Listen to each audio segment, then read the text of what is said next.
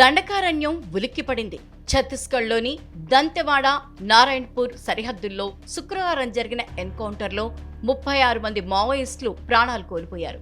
ఇప్పటివరకు 31 మంది మృతదేహాలను భద్రతా బలగాలు స్వాధీనం చేసుకున్నాయి. ఈ భారీ ఆపరేషన్ గురించి కీలక వివరాలను పోలీసు ఉన్నతాధికారులు వెల్లడించారు.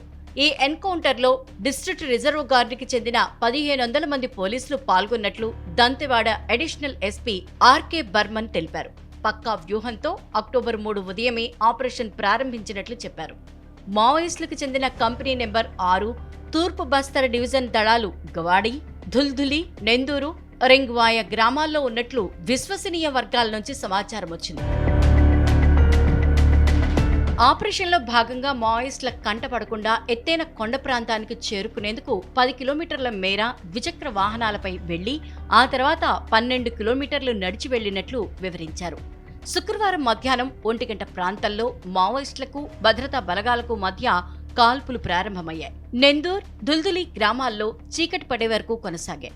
శుక్రవారమే 28 మృతదేహాల్ని స్వాధీనం చేసుకోగా శనివారం మరో 3 లభ్యమయ్యాయి. ఈ ఆపరేషన్కు సెంట్రల్ రిజర్వ్ పోలీస్ బలగాలు కూడా సహకారం అందించాయి. ఆర్కే బర్మన్ వెల్లడించారు. మృతి చెందిన మావోయిస్టులను పీపుల్ లిబరేషన్ గెరీలా ఆర్మీకి చెందినవారిగా గుర్తించామని బస్తర్ రేంజ్ ఐజీ సుందర్ రాజ్ పేర్కొన్నారు. మృతదేహాల్ని పూర్తి స్థాయిలో పరిశీలించిన తర్వాత వారు ఎవరెవరనేది తేలుతుందని చెప్పారు.